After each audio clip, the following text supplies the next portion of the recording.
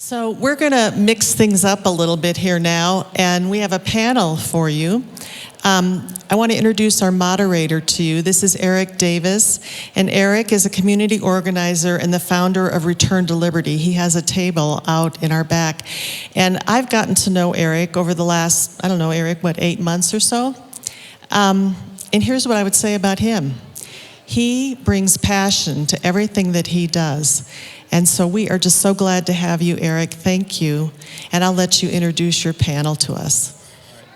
Well, thank you so much, Ann. I really appreciate that. I don't see myself as anything special. I just got involved. That's kind of where I started. I'll tell you a little bit of my story, but let me introduce you to our panel here. We got Miss Amanda right here. She is a Pine Creek Junior, correct? Pine Creek Junior. So, yeah. And she has some good stories for you guys. She's, boots on the ground, basically. She's in the fight on that one. Next, we have Joel Sorensen. He is a Pikes Peak Community College / early colleges, moving into UCCS. He's been fairly politically active for the last, several years, but he'll tell you a little bit more on your story, and I'll give it to them in a second. And then we have Stacy Adair. A lot of you guys might know her. She is a teacher and the head of the FEC, the educational part of that. And so she has a lot of stories, and I'm excited to talk about her. But Amanda, why don't you get us started? Why don't you tell us a little bit about why you're here? Your story. Okay. Okay.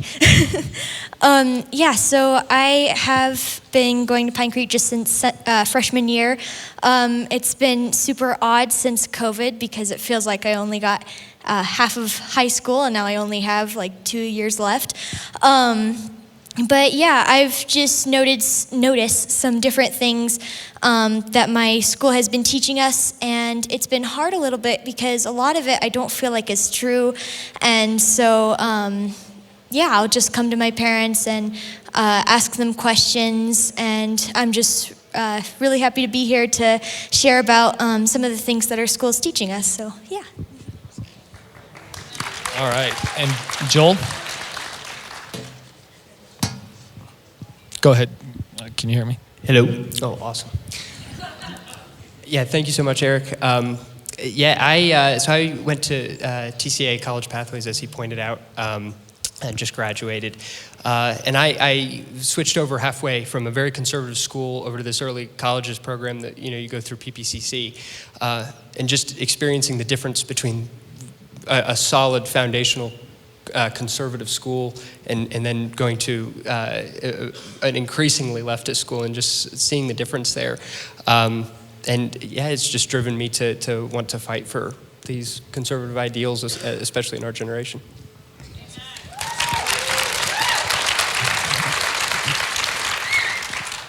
Hello. So my name is Stacy Adair, and I'm a teacher. Prior to COVID, I'd only ever been to one school board meeting in my life. So I'm guilty, and this woke me up. I knew right away, I was kind of one of the early people. I knew before school even shut down that something was off and that there was manipulation and lying. I just felt it in my gut, and I felt like I was the only one because it took a while to find my people. But I knew right away, we see what's going to happen, and I knew right away that I wasn't going to enforce kids to wear a mask. I knew it, and I just knew you can fire me, but you can't make me commit child abuse. I know you can't breathe, and so I wasn't going to do it. I did make it through the whole year with a job, so praise God. And I do feel like I am surrounded by God. So, we will see what's to come because I still won't comply. And God gave me a lot of good ideas this year, a lot of great connections. And so I just put one foot in front of the other and keep praying every day to see what God wants me to do. Awesome. So, in a little of my story, I was doing missionary work over in Israel, Germany, China. I was doing a lot of stuff there, and I was praying to God one day. I said, God, send me to the hardest place on earth. And here I'm assuming he's gonna send me to North Korea, smuggling Bibles, or, in a hut in Africa or something like that. And he sent me back here to Colorado Springs, my hometown. It is crazy. And I understand now, especially living after 2020, why God put me here. And it always gets back to that quote, for evil to triumph, all it takes is good people to do nothing. And I think that's why we're all here. And so I'm excited to be part of this panel. I'm excited to talk to these guys and just have a kind of fireside chat with them to kind of listen to their story, because Amanda's pretty new to this whole world, like within the last, 6 months, 8 months or so. So she's pretty new. Stacy's pretty new, about a year really getting into the political fight. Joel's been on it for a little while. I'm excited for you guys to get to know Joel, because he's been kind of fighting for past 5 years or so, right? And for me, it's a little bit different. I ran for school board back in 2017 for District 20. At the time, I was starting at a charter school. So I've been in it for several years, and I've seen a lot of growth. And as terrible as COVID is, one thing that's really encouraging to me, and it's a silver lining in all this, is that right now this place is packed. It's packed with people that want to get involved, that want to do something, that don't want to just sit in the sidelines anymore. And I think that's really what we need in this country right now. So I am very excited. So anyways, let's get started. Amanda, I got a chance to talk to you a little bit yesterday. I've just met Amanda. I've known Joel for a little bit and Stacy for a little bit. We worked, but I just met Amanda. Why don't you tell me a little bit about what it's like going to high school in the 2020s? Well, it's really interesting. It's definitely weird that most of my high school experience has been through a computer. But yeah, I've noticed that just there's different things that my classes will teach, and most of it I know isn't true. It's hard though, because this is high school where we're supposed to be getting prepared for our life and for college and for everything after. But a lot of the times I can just tell that it's not true, or that my school will be making me feel guilty for things that America has done, or different things like that, or climate change and things like that. And sometimes a lot of times I'll have discernment of just what I've already learned and what my parents will tell me. But it's definitely, I bet it's really confusing for kids who don't know, or who are being taught all of these things, and it goes against what their parents have taught them. But our teachers are the authorities, so those are the people that we automatically believe that what they're saying is true. So yeah, it's really interesting these past couple years. But yeah. Yeah, awesome. Now, you talked a little bit with me yesterday about your geography and environmental science conversation. Tell me that story, because I think the audience should really hear this, because this is what's going on in the classrooms right now. Not everywhere, but it does happen, and I think we need to be very mindful as parents and as a community, be listening for this and doing whatever we can to get involved in this. Well, most of my classes, mostly history and world literature and science, I'll often come out of it feeling guilty or ashamed for what past generations have done, or what America's done, which is really weird, because I am very patriotic and I love our country. And so it's just kind of wrong that, they're trying to make us feel like it's all our fault that things are bad. For example, in environmental science, we had to take this survey where we answered a bunch of questions, and most of them were like, how many times do you go on a plane a year? How many times do you ride a car or a motorcycle? How much electricity do you use? How big is your house? How many times do you eat meat? Like all of this stuff. And at the end, after you put in all that information, the result was, if everyone on the planet lived like you, then the Earth would run out of resources in 3 years. And so I was like, I don't really believe that. So I went back and I took the quiz again. And this time I put in that I basically lived in a hut. I only ate grass, and I didn't use any electricity or traveled or anything. And it said the exact same thing. So it's rigged and it's just messed up. There's definitely an agenda in a lot of ways, and I think honestly the biggest thing is hearing that from you, hearing it from younger people is really important. So, my encouragement again, I want to try to equip you as you guys are listening to this, and I think it's our obligation as parents, as community members, just to get involved, to ask these kind of questions to every other high schooler that you can talk to that will be willing to not just say yeah, So going to Stacy for a second, you're pretty new to this. You're sitting as a teacher. COVID hits. You see all this mask mandate coming, and you went basically from just minding your own business to being mentioned on Tucker Carlson, if I'm not mistaken, right? In less than a year. That's impressive. So, yeah. Where does your passion come from, and what have you learned over the last year of moving from just a normal teacher to as big of an advocate as you are in this world?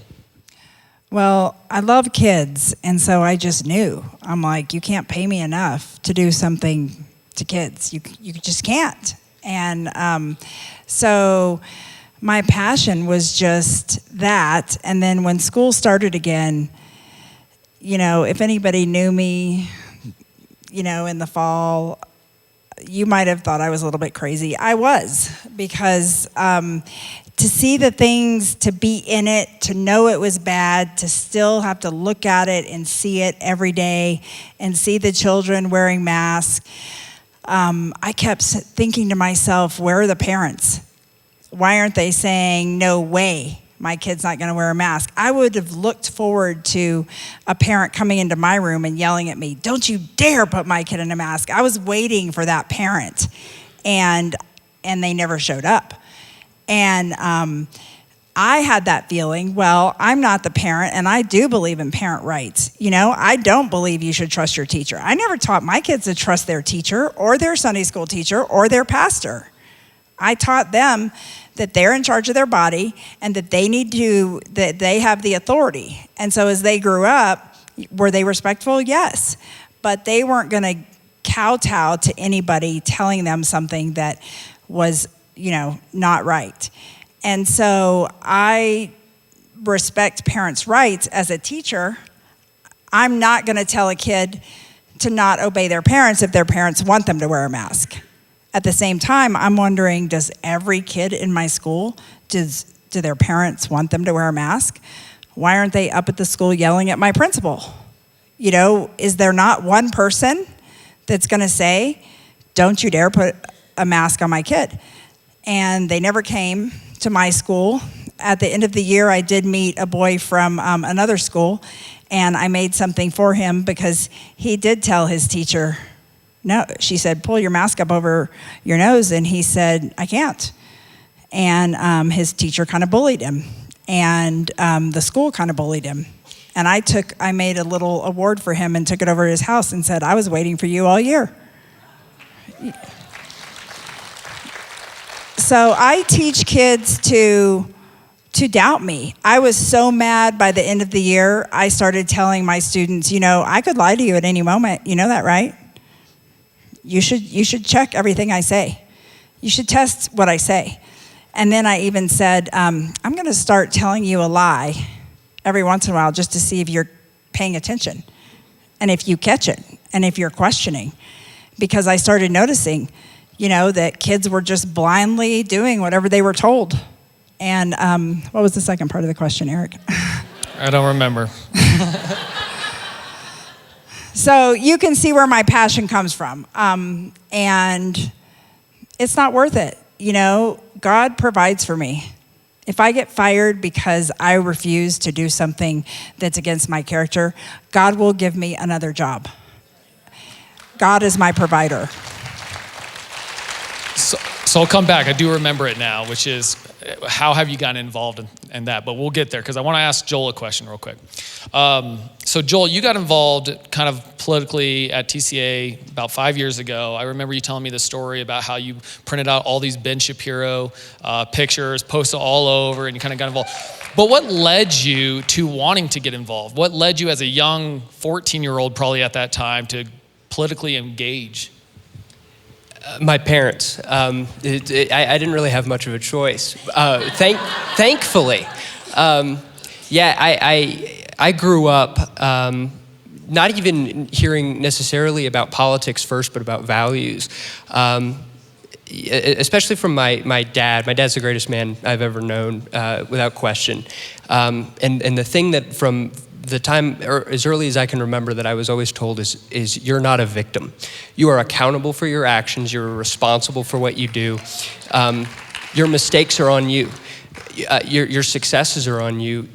And I think that what that allowed me to do is it was an incredibly empowering feeling, because it meant that no one else had control over my victories or my losses, except Christ, of course.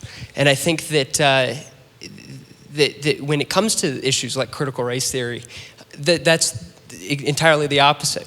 Whether you're a white person or you're a minority, you're told that everything that defines you has nothing to do with you. It has to do with things that happened 300 years ago. You're subject to this system that you have no power over. So my conservative beliefs, I think, came from just this understanding that I was accountable. I was responsible for what I was going to do. I think that's such a good point on that, because we are always looking to run for the school board or become this political person, but I think it really starts with the family.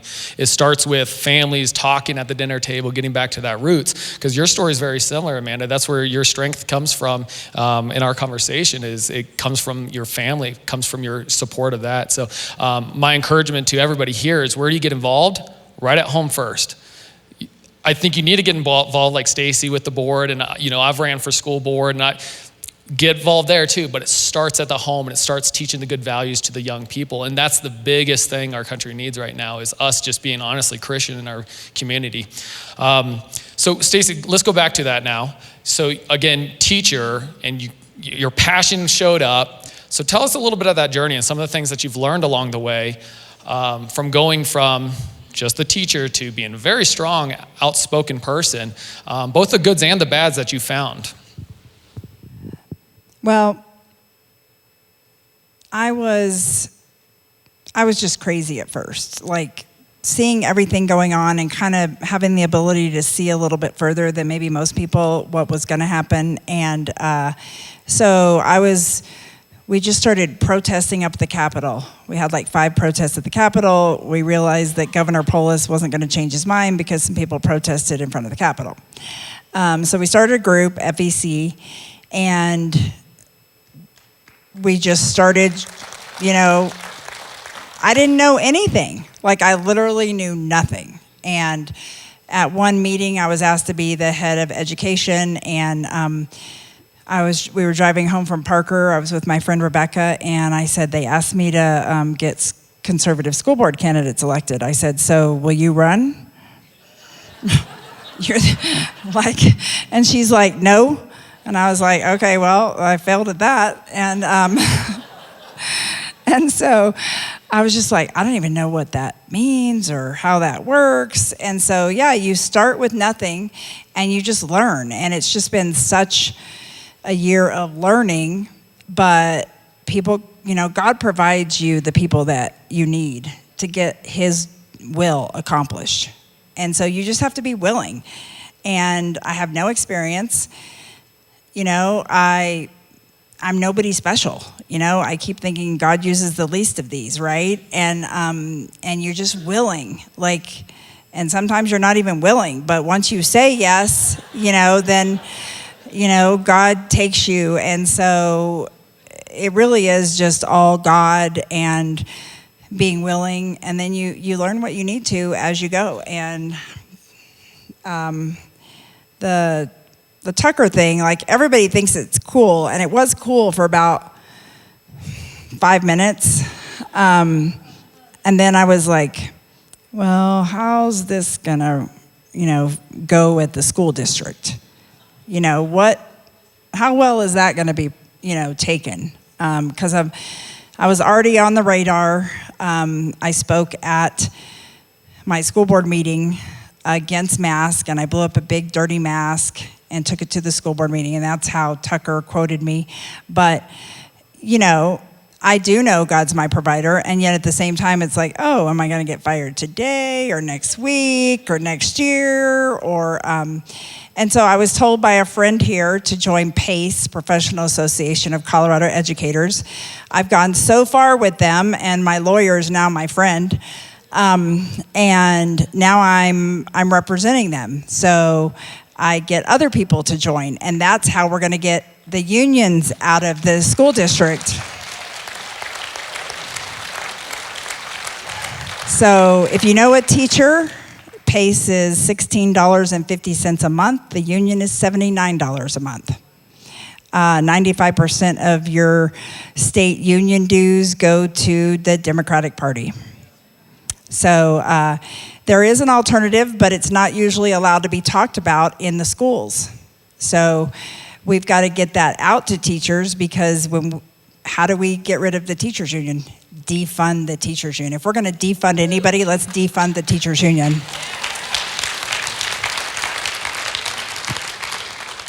So, Amanda, your last 2 years of high school have been online or behind a mask. So tell me how that's kind of impacted your psyche, not being able to see your friends, not being able to really communicate on that level, being isolated. How have you felt about that being in your school?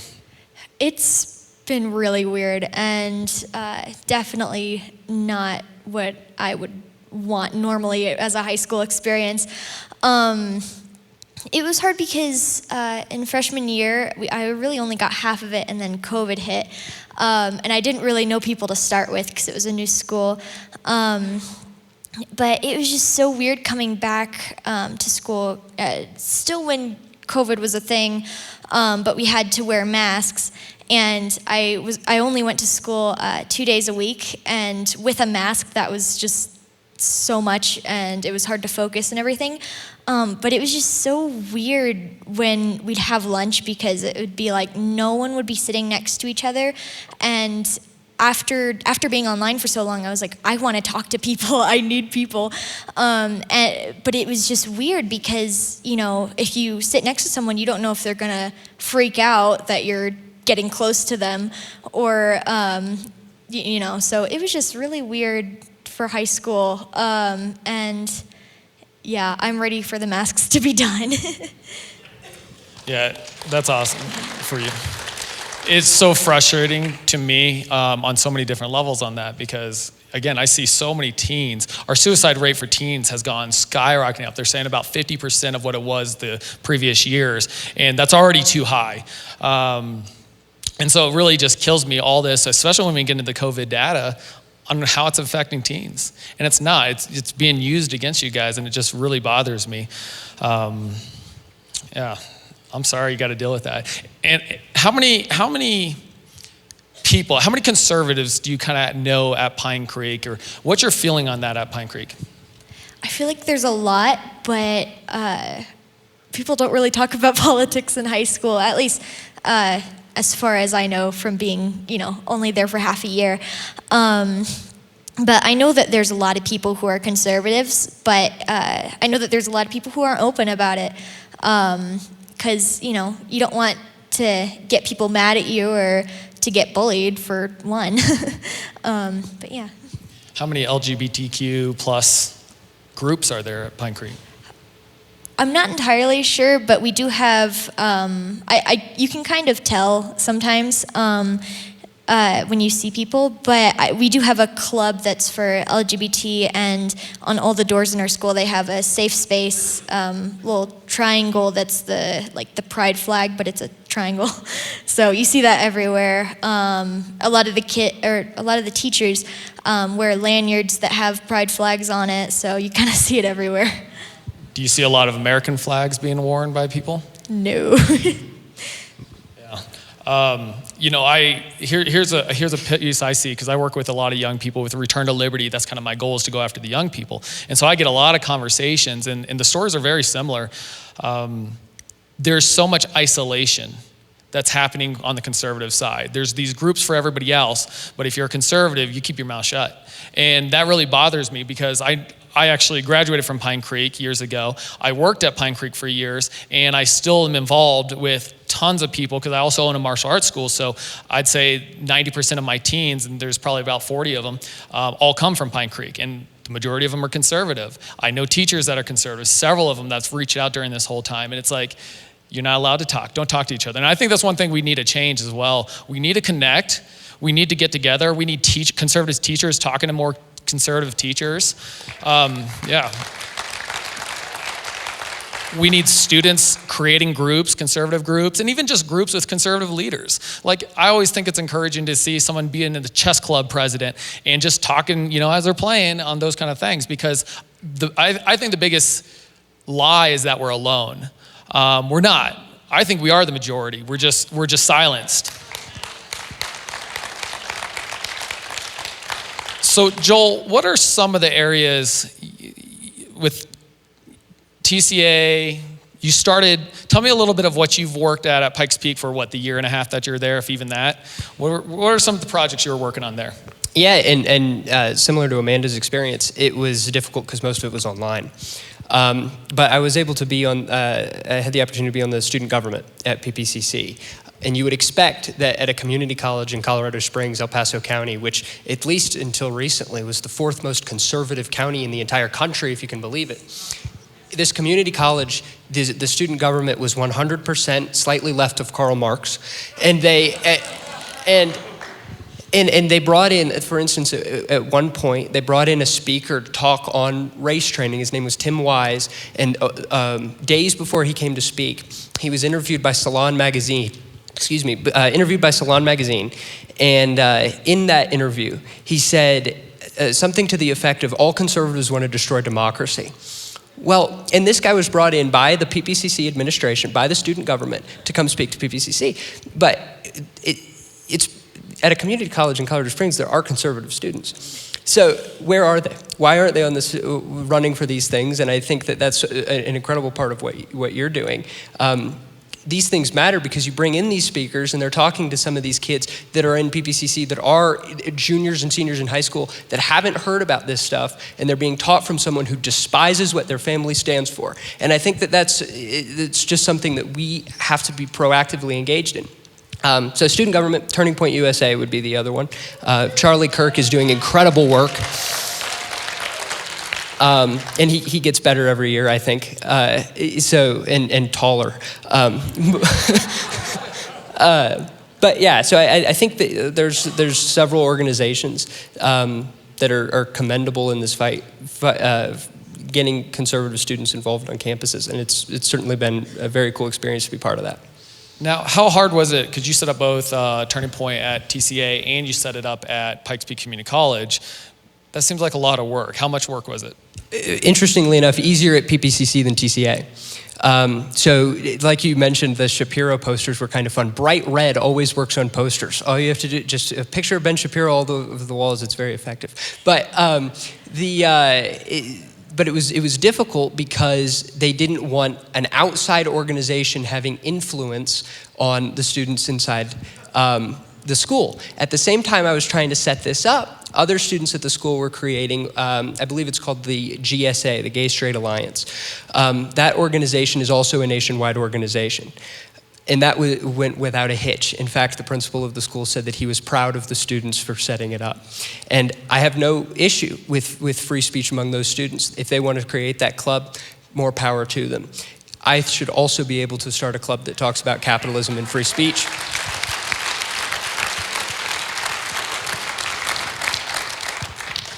Absolutely. Let's see. That was good. I still got more questions for you. So you struggled a little bit at TCA, easier at Pikes Peak Community College. What about the people? How many people showed up to your meetings? Well, it was actually quite a few. People were fascinated by it. And in fact, the times that it was the most fun were when Democrats did, and when people who disagreed with it, because the folks that are willing to come and have an honest civil conversation about something that they fundamentally disagree with always leads to an incredibly enriching conversation. But there were quite a few. People are fascinated by this stuff. I think you've mentioned to me before that this is one of the most engaged politically generations that we've ever seen. Whether that's a good or bad thing, that should be something that is cultivated and used for good. Yeah. To kind of jump on that, Gen Z, you can get mad at my millennial generation, but Gen Z is actually right now considered the most conservative generation since the boomer generation. So again, silver lining, there's hope, because they're thrusted into this battle that we as adults are having, and they're unsure of what's going on. I think that's something really important that I find that my purpose is I consider myself a bridge between those two worlds, between the Gen Z world and the boomer world and everything in between, because there's a lot of miscommunication that's happening because it's a really hard place to relate. And so I know that's my place, but also for you guys out there, like understanding that they do think differently, but they're on a lot of the same value set. And if we do a good job communicating to them and talking in a way that they understand, they are gonna be the ones that pay the debt back to our country. They're gonna be the ones that are gonna fight this battle, either politically or unfortunately maybe worse. And so we gotta reach out to them. And that's where I find so important, because young people still are making up their minds. They're not just set in stone and this is how it has to be. And we, I think as conservatives, we have to be very mindful that even though there are blemishes in our past that we have to have an open conversation about, but to do it from a good lens of truth and not being overly, no, that never happened, because the reality is there's things that have happened and we just need to be honest with it. And especially for young people, that's a really important thing, because they can see the truth, and if we just lie about it or pretend that it didn't happen, they're gonna see through that. And so in order to influence the young people, we need to communicate that. So I've seen this a lot in the Gen Z, and I want you guys to talk about it. Who are some of your guys' role models that you're saying? You talked a little bit, Ben Shapiro and Charlie Kirk. Who are some of the other ones that you're watching? Do you have any, Amanda, or do you want to second to think? I'm not like very, Stay off social media, that's good. yeah, at least not that much in the political side, but I do sometimes watch the news with my parents and stuff. I'd probably just say Donald Trump. I mean, I don't really know. I don't know a lot of other public speakers, but yes, that's what I'd say. What about you, Joel? I know one I think about a little bit is Jordan Peterson, but what are some, Joel's really well educated. He reads maybe more than I do. So I'm gonna hear these people like, I never heard of that. Go ahead, Joel. Nobody tests me on that though. Yeah, Jordan Peterson would be a great one. To me, the folks that have had the most impact on me were the ones that are the ones that look to Christ first and then build their foundation. That's a common thread in the folks that I've looked up to. I think that foundation, knowing why you fight for Christ. I think of someone that actually, for me, it's less pundits and people that I've personally known. Many of you in this room know Daniel Fennelson. Daniel Fennelson is another one of the greatest men in politics in Colorado Springs. We're blessed to have him fighting as a bonus member and all of the things, that he does. I work for him, and one of the things that he said the first time I met him, I was first getting into politics. He said, everything that he does for Christ first. I think that has to be true. When that isn't true, why are we even fighting? What does it matter? The things that you were talking about, like vaccines or any of this stuff, none of it matters if we don't first have our grounding, I think, in the fact that we are all sinners saved by grace. So that would be my answer. I sort of hijacked that, sorry. No, it's okay, because that's what I've been led to too, which is we got to talk on these deeper principles, and we got to get a little bit past the politics. And I think Breitbart said it, that politics is just downstream from culture. And if we're not winning on the cultural level, if we're not winning on the level of ideas, we're going to lose the politics, and it's only a matter of time. And, in the last 15 years or so, as I was doing mission trip, that was kind of one of my biggest woes, I guess, is seeing so many good people doing so little, right? And I don't want to take it from us, because we all are busy. We all have things. I own multiple businesses. And I get the weight of caring about my family first, but not then engaging into the cultural battle. And I think that's what I've been seeing a lot with the young people, is whether you like it or not, you're engaged in the cultural battle. You turn on your phone, you're in the cultural battle. And again, I'm encouraged in a lot of ways, because there are some powerful speakers kind of standing up and influence. And I'm excited for the next generation of powerful influencers that are going to continue to refine that message and speak. And again, I'm encouraged on the side, if you go back to our historical level, like our founding fathers, they weren't these 60, 70-year-old people. They were the 18 to 30-year-old group, really pushing hard in the cultural battle of our time, of that time. And I'm still encouraged about that. I'm encouraged to see so many people willing to come here and listen to some young people and a teacher talk about what's going on. And more so, I know so many people out here just want to get involved and find ways. And that really excites me. So I think sometimes we can walk away from these being, woe is me, and everything's coming to an end, and the fire and the brimstone's on its way. But I also am always, I see the warriors, and I see the powerful people that are willing to stand up and speak up. Speaking of speaking up, tell me a little bit, Stacy, for you, what would you encourage a lot of these people? How would you say get involved, and in what level? How can they? We talk a lot about school boards, and some people get involved in that. So how would you say the best way to get involved in a powerful way in that arena? Well, I would say if you have kids in school, you need to be involved in the school, first and foremost. We've abdicated our responsibility for that. Me too. I never went to a school board meeting when my kids were in school. Never. I didn't go to a school board meeting till I was teaching, and they were going to shut down my school 10 years ago. So get involved. And again, when somebody says just trust me, that means don't ever trust them. So I keep hearing at school board, I keep hearing at school board meetings, I keep hearing the teachers union teachers standing up and saying, you just, telling the board, you just need to trust your teachers. And I'm like, no, you don't. I'm like a teacher. I want to interrupt them and say, no, you don't. That's the last person you need to trust. Why do you need to trust? You don't need to trust the people with your children. You will find out if they are trustworthy, then you'll trust them, but you don't need to trust them, And so you've got to get involved. You've got to start talking to your teachers, and you've got to volunteer in the classroom. And guys, the charter schools, some of them are great, and others have gone downhill. They're woke in some of these charter schools around town. So you have to there's no safe place. You need to be aware. I never considered church a safe place for my kids. I wanted eyes on everybody that were ever with my kids. And so you need to get involved in your school first. We have groups. We're organizing groups in every school district that, if you came up to me and said you're in Widefield School District, I would have a group for you to either start or join. So Sharona said it, find somebody else, start going to board meetings, grow your people, ask your friends. That's what we're doing. And we're also trying to grow our conservative teacher, groups as well. We need our own safe space, and maybe we can have a little American flag, right? And school can be a safe space for conservatives, teachers and kids. But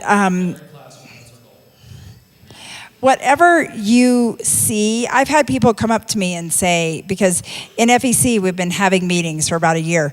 I've had people come up to me and say, they're doing this at my school. What's FEC doing about it? And I'm like, we are FEC, you're FEC. So if God is telling you something, start it. And if you don't want to start it by yourself, find a friend and get together and, call some other people and make a group and take a step. I woke up in April of 2020 after a sleepless night, and I wrote a poem. I don't have it with me, but part of it is, the famous saying, if not now, then when?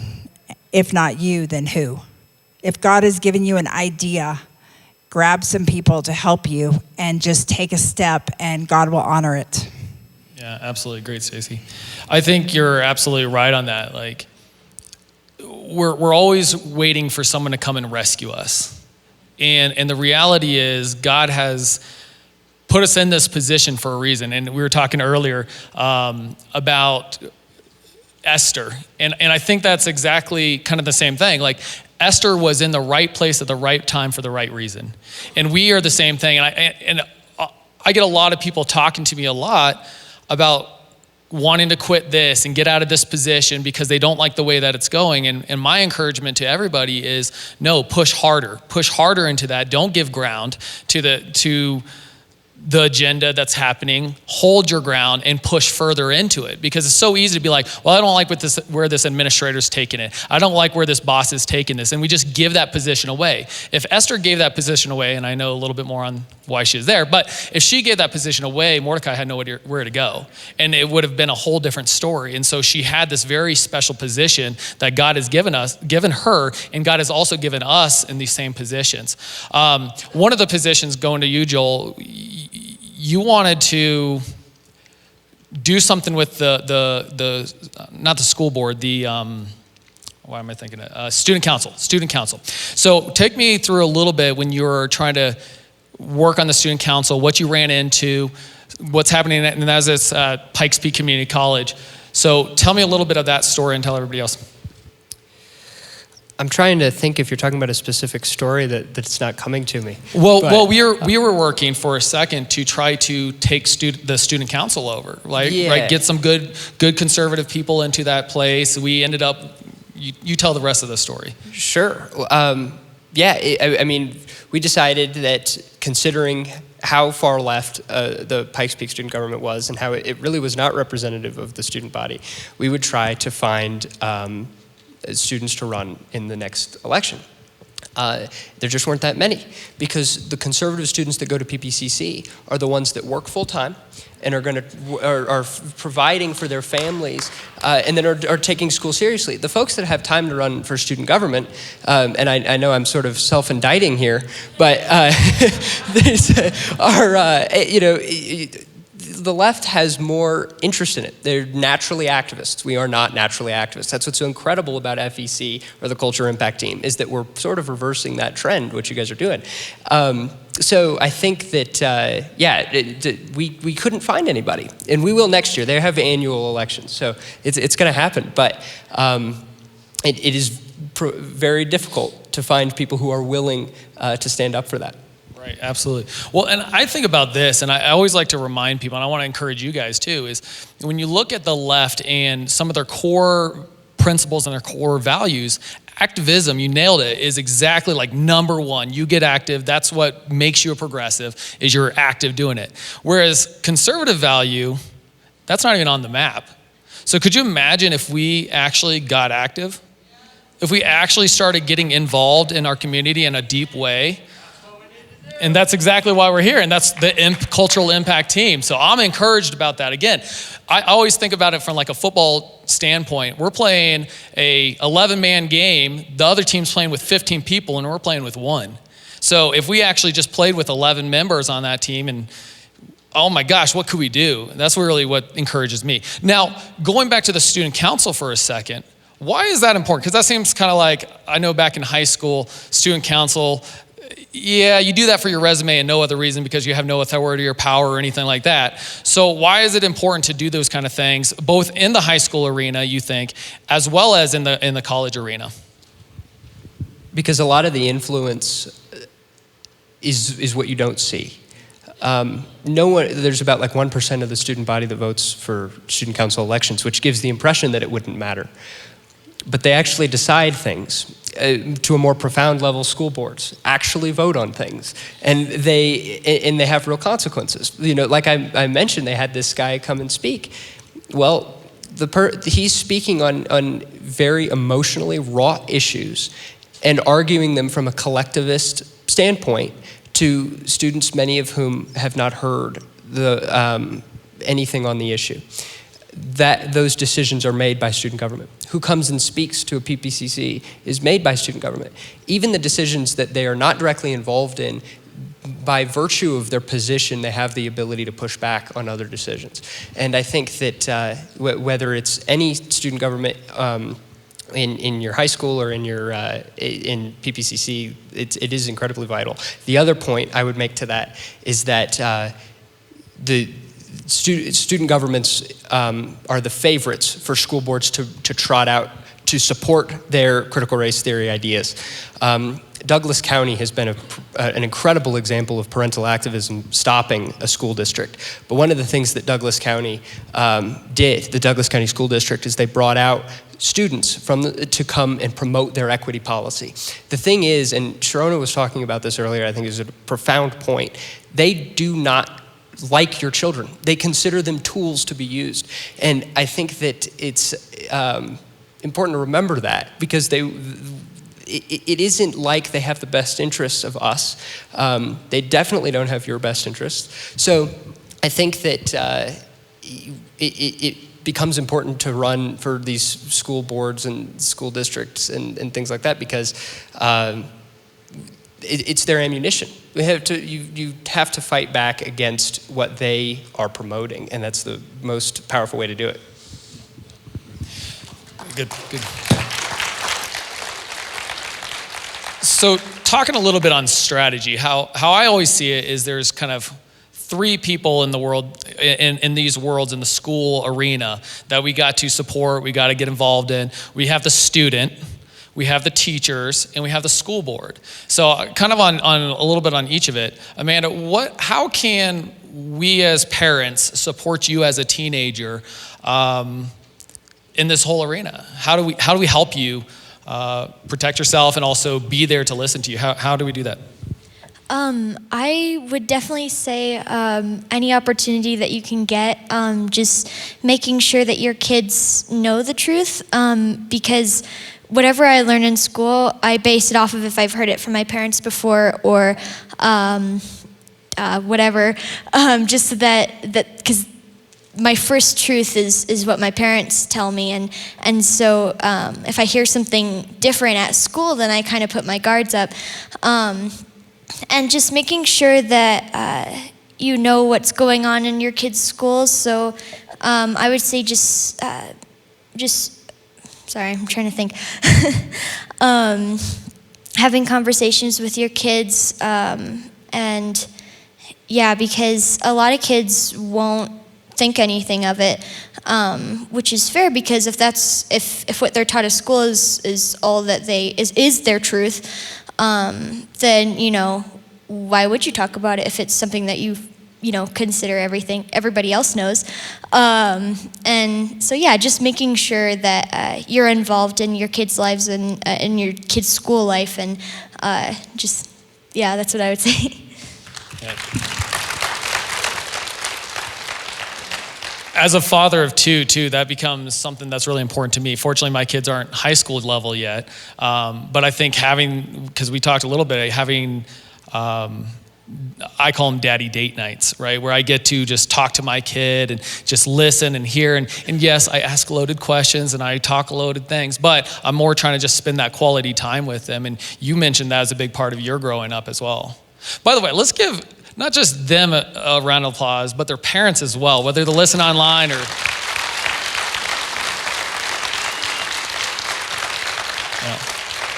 Because it takes a lot of work and a lot of effort, and I think that's one of the things we have to accept, that what's in front of us is going to be heavy.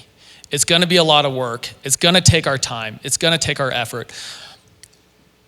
But it's a battle worth fighting, because it is for our kids. It is for the next generation. It's for our country. And so that's what keeps me going constantly. One of the ways I like supporting the students, and I want to kind of tell you guys something that I put together with Return to Liberty. On my website, I built in a little place called Fight Back, and it's the goal to give the students that are the boots in the ground to be able to tell their story anonymously.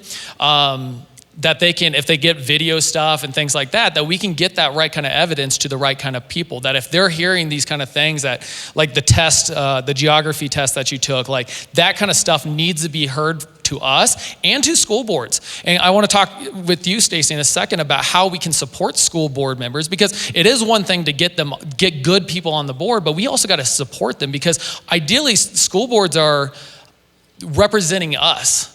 They're representing our values, and the only way they can represent our values is if we communicate our values to them.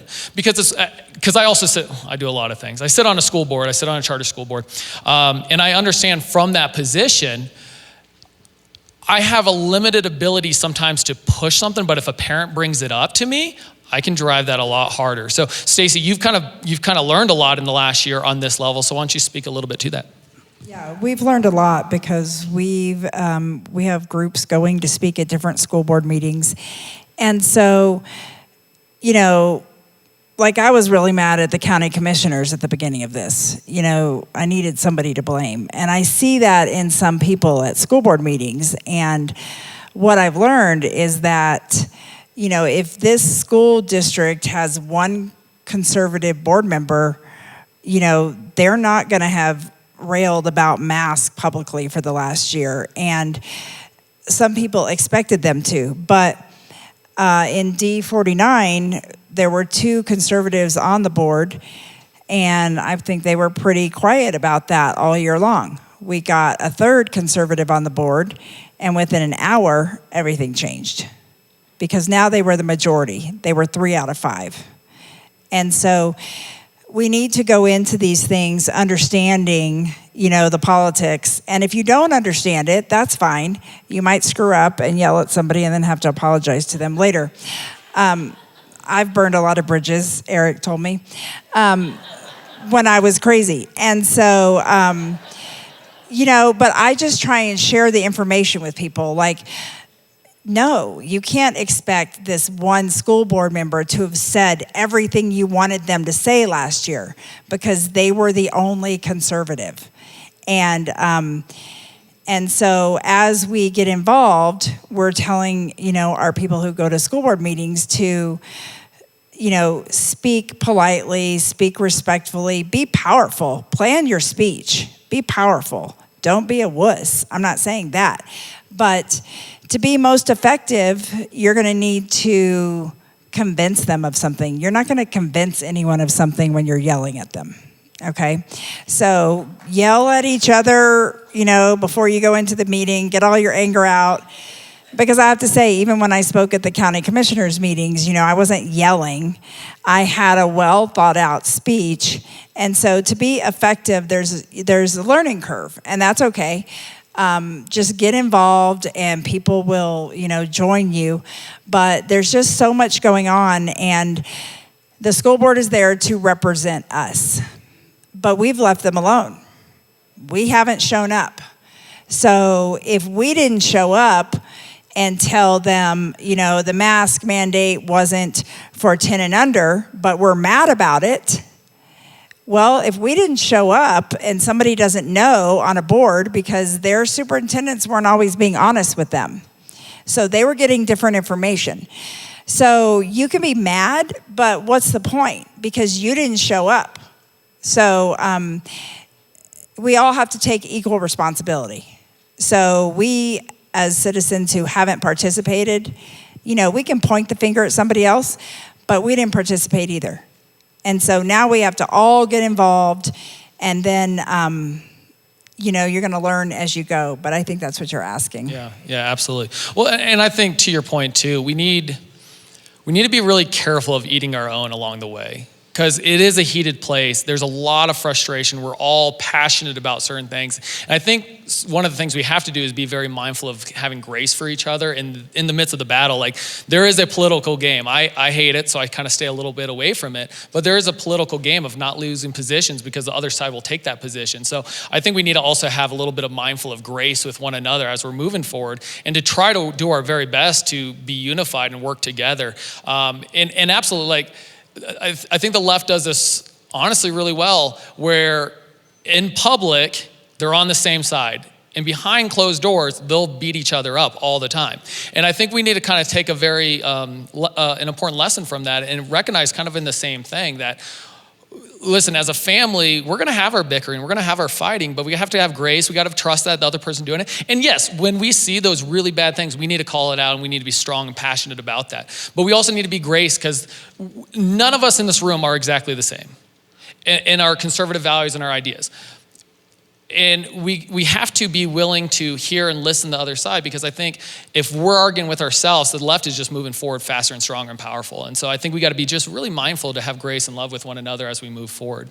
I am out of time, but we're about to do a Q&A here. And I do want to leave one thought in your guys' mind, one of my favorite sentences, which is this: and for the support of this declaration, we affirm reliance on the protection of divine providence. We mutually pledge to each other our lives, our fortunes, and our sacred honor. And I think that's one thing we have to be mindful of. It's the end of the Declaration of Independence. But it's something we have to be mindful that this is gonna cost us something as we move forward, that we do have to work together. We do have to put our livelihood in a lot of ways on the line. A lot of what I've done with Return to Liberty has cost me personally, but I know it's the right thing to do. So I just want to encourage that to everybody. And I'm looking forward to hearing from your questions and comments and things like that. Well, not comments, but Anna. Yeah. Thank you. Thank our panel. That was excellent. So we are ready to do some Q&A. If you have questions, either of our panel or Sharona, we're going to let her be our moderator here. I'm just going to set this up for her. If you have a question, would you form a line right here? And we ask that you just would stay in line, because if you sit down, we won't know that you have a question. We ask that you keep it pithy. Just a question, not a comment. I've had people come up with charts and they want to pontificate, and this is not the venue for that. Anyway, I'm going to turn this over to you, Sharona. And don't all rush me at one time. That must mean you were so thorough. Nobody has any questions? Come on over here. Run over here. Get over here. Yeah. Hurry before she gets here. Run, run. What's FEC? What's FEC? I'm sorry. Who wants to answer that? FEC United, Faith, Education, Commerce United. There's a sign-up sheet back there. Why don't you explain a little bit of what you do in FEC, what your goals, missions, et cetera? Faith, Education, Commerce.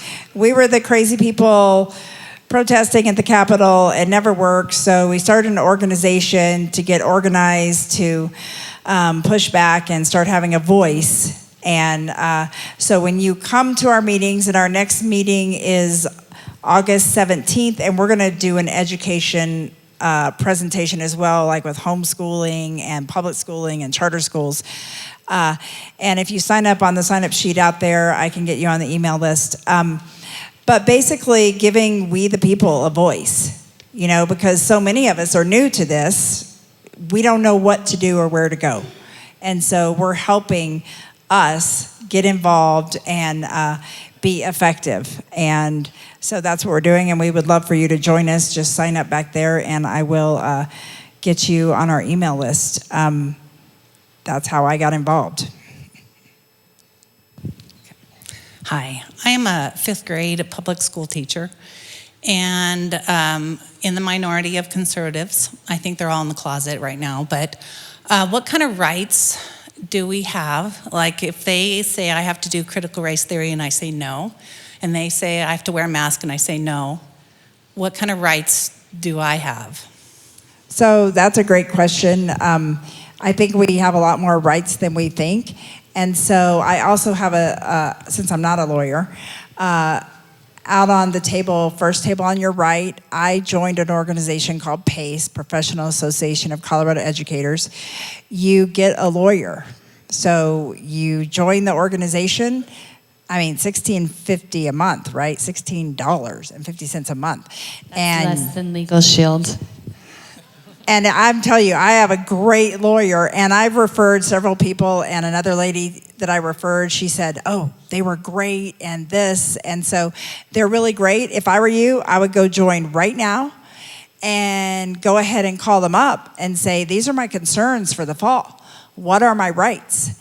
And let's get prepared. And also just sign up with me out there because I am trying to gather conservative teachers. And we will keep you anonymous. Everybody doesn't have to be on Tucker. You know, I wasn't on Tucker. But I mean, I understand everybody's going to stand up and become bold when they're ready. Right. And I can't tell anybody when that is for them. I don't even pretend to. But you know, my friend Rebecca, she's known me 15 years. Like 15 years ago, I was like a little mouse. So we just have to accept everybody where they're at. But I would love for you to join PACE and ask a real attorney. And these are conservative attorneys. So they're awesome. Do you mind if I jump in on that from the student perspective for just a quick moment? I think that that's a big question when it comes to like conservative students writing essays or standing up against critical race theory in the classroom.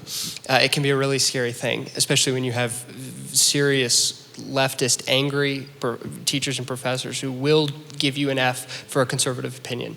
And I think that we're at a point in our culture where that is pervasive and can at times be hard to defeat with our resources. So I think that if any of you have students that are ever considering writing a conservative essay or are afraid to, I think this is again a moment where it comes back to the cross. The Bible, John says that the world will hate you because we serve Christ. I think that there are times when we may not get recourse.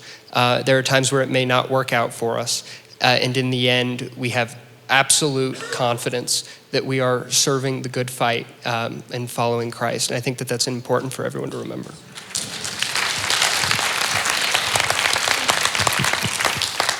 My name is Oren Bimrose, and this is kind of a question for the audience. Is there anybody that's either from or has students in the Security Whitefield area? Okay, so I'm the only one. That was my question. I guess you're the leader. Yeah, build the team. I do have a couple of people, so I can add you to a group. I appreciate that. I'm looking to build a team. Looks like I'm the only one here, but I think this is great. And I'm, like you guys said, we just need to get involved and start something. So here I go.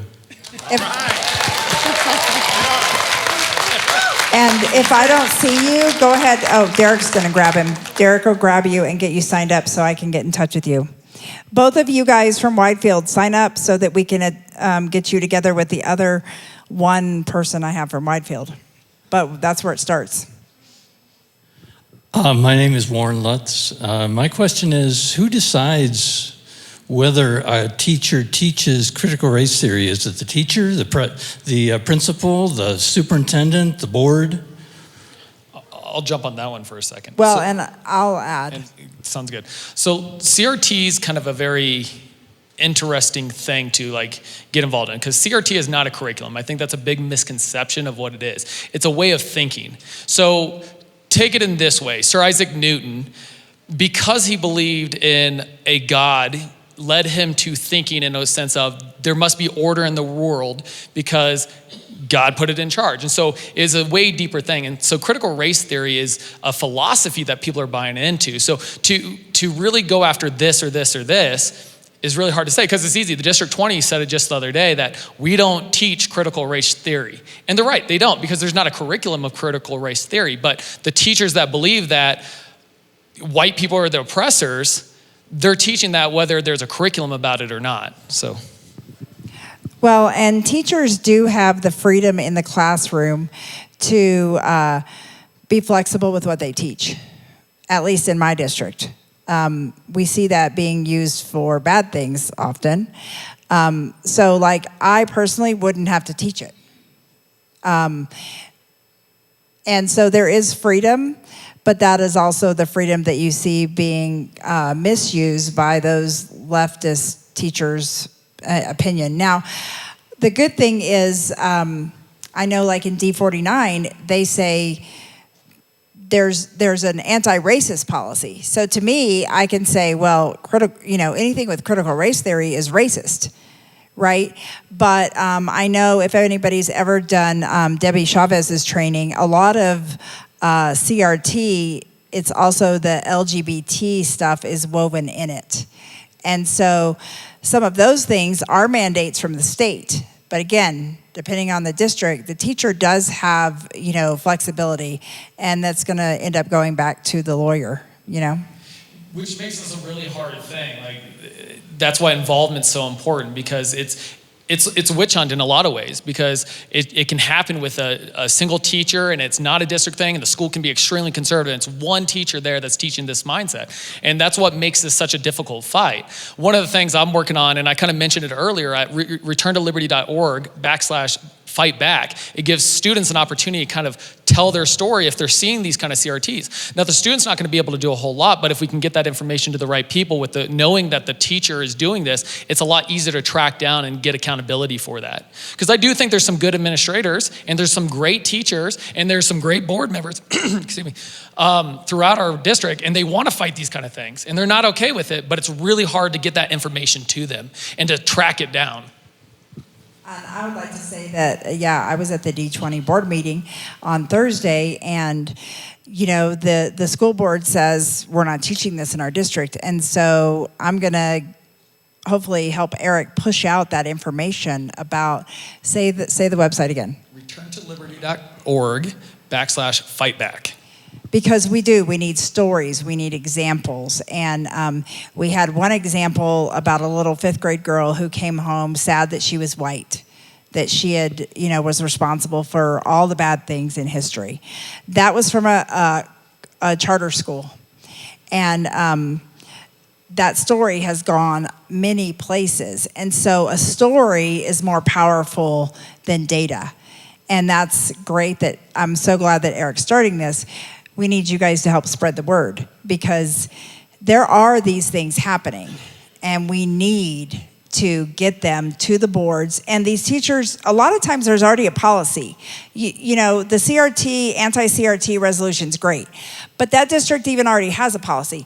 A lot of districts have policies that would handle this, but we have to get the information to the people who need it, because we need proof. Have your kids or tell people, like, you wrote a paper, save it. Oh, you had to write a paper on how you were responsible for slavery? Okay, save that paper. We're gonna use it. Yeah, absolutely. That's where it came from, actually. A friend of mine had another friend who had a paper, and he's like, I don't know what to do with this. The other thing I would like to encourage on that level, I lost it. Go ahead. When you find it, come back. Yeah. Thank you. My name is Annette Arahe, and I don't know if this is the right venue. It has to do with kids, but my youngest is a junior in college, and I was wondering, particularly if you, Sharona, and of course any of you, if you have any suggestions for how to fight back against the vaccine mandates. I do have the answer. Okay. Heidi Ganal is a CU regent, and there are exemptions available no matter what. So they might be saying that there's not, but there is. And those exemptions will always be made available. They're not as easy as they used to be because of SB 163. That does affect colleges as well. But as the parent or as the student, they'll have to take a re-education class to explain why they're so stupid for not getting all of them. But at the end of the day, the exemption form can be signed, and has to be signed by a pharmacist or a doctor who has the ability to give the injection and say, you don't have to have it. And in addition, question to that is, do you have a way we can find doctors who will do that? I do have a group of doctors, but we don't publicize them. But you can message and we will send it to you. Yeah. Thank you so much. Yeah. So you can email americasmom.net, and we keep a list of doctors now. On that as well, they don't want to publicize this, but colleges are really getting hurt right now by that financially. A lot of their enrollments are way down, and so we just need to spread that word too. And this is what I'm saying in a lot of ways is we are the majority and we are fighting back, but nobody wants us to hear that. So I want to encourage you guys, keep pushing. That's right, absolutely. Hi, my name is Christina. Oh, okay. And actually my question is for you. I've heard horror stories of children being vaccinated like at school, so with no parental consent, and I was curious if that bill that you mentioned, House Bill 1120, would authorize our schools in the state or the county to come to the schools and give vaccinations to children without parental consent. Yeah, there is. And then also there was an additional Medicaid bill that was passed that allows for someone else to help a child 12 years old enough to be signed onto Medicaid. Yeah, right? That's the kids. So there is a possibility for someone else to sign them up that's not the parent, so that whatever that thing they're having done can be paid for. That bill passed in 2020 also. So yes, they can. 12 years old and up, they have autonomy. They have consent over their own bodies now. How this gets addressed legally when it really starts happening and parents don't back down and they go and file a police report and they, all the things that are going to need to happen to put this back in check. Parents are going to have to do that.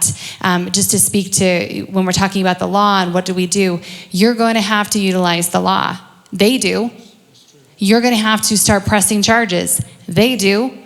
You're going to have to stand up for yourself because they certainly do. And now they've weaponized the law. So yes, they do have the ability to do that. And Central High School in Grand Junction, Colorado has an on-site clinic.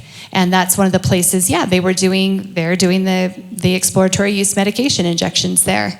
And some schools were saying that they had to have parental consent, and others were saying, So just a follow-up to that, I have a vaccine-injured child. So for him to get a vaccine is, to me, considered assault. I'd pursue that route. If something was to happen and they did this without your consent as the parent, I would pursue it. Okay, thank you. Can I say Question. You also need to tell your children. Yes. If anybody comes towards you with anything, you call me right away. You walk away from school. Mm-hmm. You call the police. The kids need to understand their body is theirs.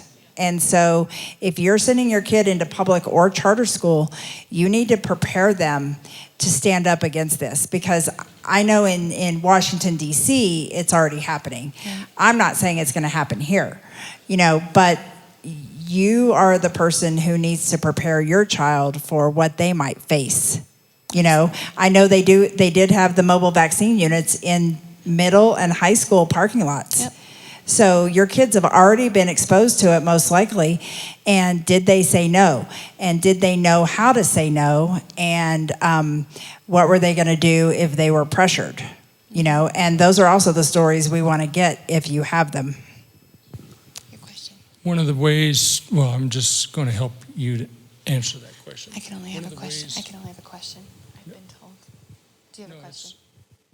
Yes, I do. Will you ask a question? But one of the answers is that you guys are looking for. You really need to know the answer.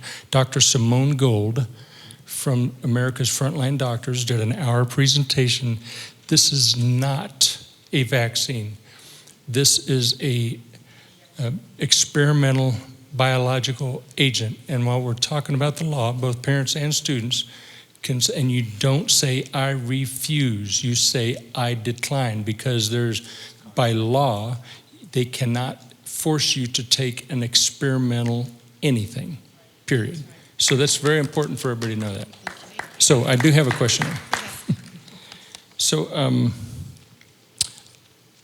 and I think I got your first name, Eric, is that right? Correct, yes. What's your last name? Davis. Davis. All right. And I was wanting to ask what your website is, but you've already answered that. So thank you. Yes, and one question for all of us.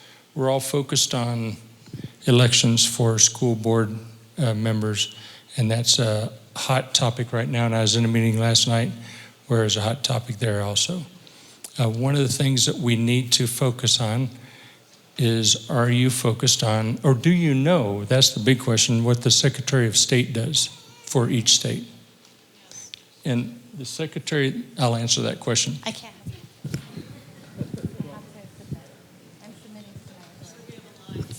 I understand. Yes. Okay, I'll ask the direct question. Do you know? Direct question only. Yes. Okay. Do you know that I'm running for Secretary of State of the state of Colorado because we need to replace Jenna Griswold? That's my question. Yes. I was not aware. Thank you. And they run the elections. We have to have election integrity. Yes, sir. Thank you. Thank you. I am just so impressed with these young people. And just bravo. And thank you so much. I was wondering, I have teenage boys, and we left the small Christian school atmosphere and from Texas came to Colorado, and they're now in public school here and have been in. It's an intimidating environment. And I was just wondering, because I've done the best I can as the one parent, but obviously you had great parents who've influenced you significantly. What would you recommend to, other than just putting them in front of Charlie Kirk and Dr. Charlie Ward and all the people whose names we know and love, as being young people in this environment, so that they'll get their own guts and their own courage up apart from mom and be influenced by other young leaders. One is going into college, and he's so intimidated by the number of liberals and the fact that mom keeps asking really, tough questions there. And it's embarrassing for him because, like, Mom, don't talk like that at UCCS. And so I am so encouraged by your courage and your willingness to step out. What would you say is the best way to influence our young people right now? Who would you put them in front of? I've handed them books. Who are you watching? Who's online that you would recommend? Prager video. Yeah, Prager's great. And thank you, ma'am. I think that there are a couple of things. One, Eric Davis does it all. Liberty Grub is a group of young conservatives, and he can go into this a little bit more, that he leads, that brings in local conservative speakers. And it's just a barbecue with a bunch of conservative folks. The real answer is we're out there, right? Amanda, you were talking about how there's a lot of conservatives at Pine Creek, but they just aren't vocal. So I think that really it's talk to us later, because I think that fundamentally it comes down to who's in front of you. Because you're right, a Charlie Kirk, a Ben Shapiro, all these folks are fantastic, but really aren't going to make you feel less alone when you're standing down a class of 50 people and a Marxist professor. The folks that are going to get you through that are the people who are around you and supporting you. And that's exactly what he's doing, is what it's about, is finding the community. And it's absolutely out there. Joel's 100% right. What I've found, and I've been working with young people for, 10 years, 15 years or so, we can always give them another book to read. We can always give them another Prager video to watch, but it's really about community. It's getting around other people, because what happens is us as the adults or us as the teacher, we can tell them to go do this. But when their friends like, hey, did you check out that video? Hey, let me share this with you. That goes so much further, especially in the teenage years. College, are starting to kind of define their own identity a little bit. And as Joel was saying, I'm doing something called Liberty Grub. It's been going a little bit, but I'm restarting, really pushing it hard. Liberty Grub. And you can find that at returntoliberty.org. It's under the events thing, and I talk a little bit about that. We're going to be having a barbecue on this Saturday, 6 p.m., and it's generally going to be every other Saturday, where we're just getting young people to get together. And yes, it's going to be conservative influence, but honestly, I want to give them a space to connect. Like, I want them to know that they're not alone, and so that's what we're creating. It's going to be down at Friendship Assembly of God Church. It's on Powers in Palmer, it's North Carefree. So we're going to be meeting there at 6 o'clock this Saturday, and then every other week after that. But I do think community, and Joel nailed it, is community. On a very quick subject, PragerU is great, Jordan Peterson's good, Ben Shapiro, Matt Walsh is pretty good. There's a lot of podcasts, but they already know this. That's the thing, they're already on social media, and if they're a conservative, they're probably finding it anyways. You can get into like Thomas Sowell, he's a really good author.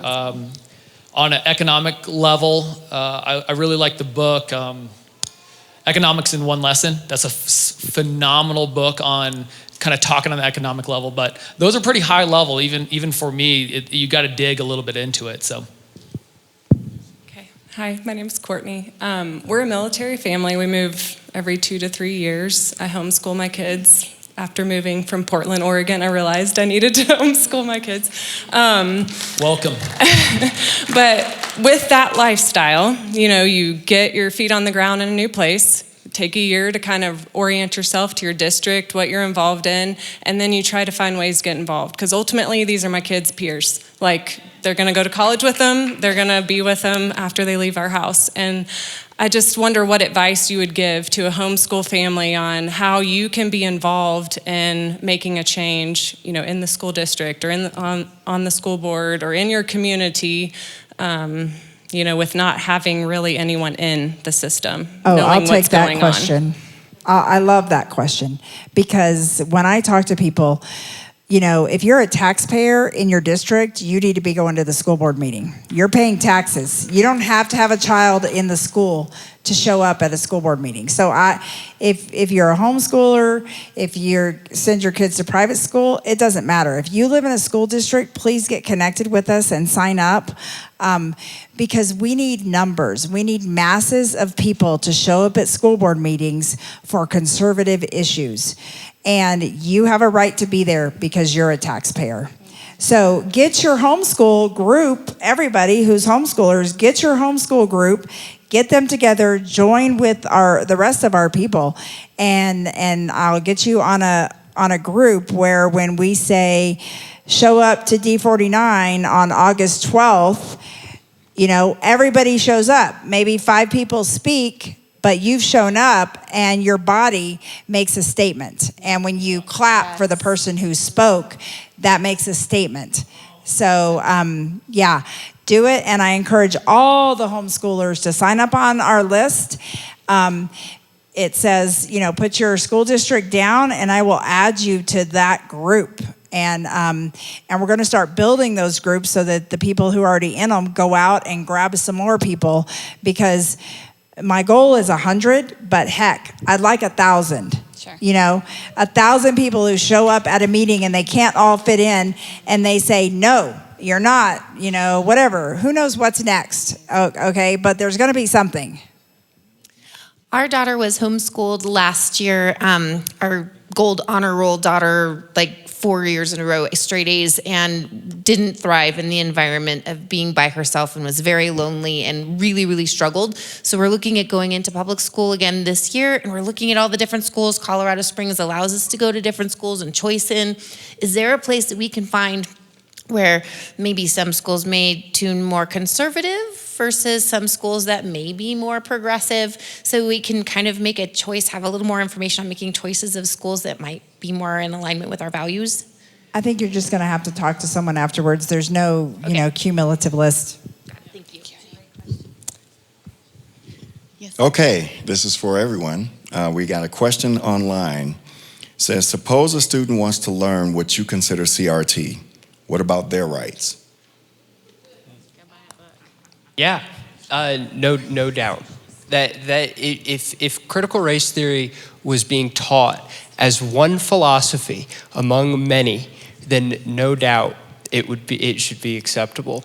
The problem is it has nothing to do with that. It has nothing to do with providing another worldview, nothing to do with deepening our understanding of American history. It has everything to do with changing the way that we see freedom, changing the way that we see where our country was founded, and it's rooted in trying to destroy our country. So yeah, that person absolutely has rights, and thankfully they can find critical race theory pretty much anywhere, so I don't think that they're in much trouble for not finding it.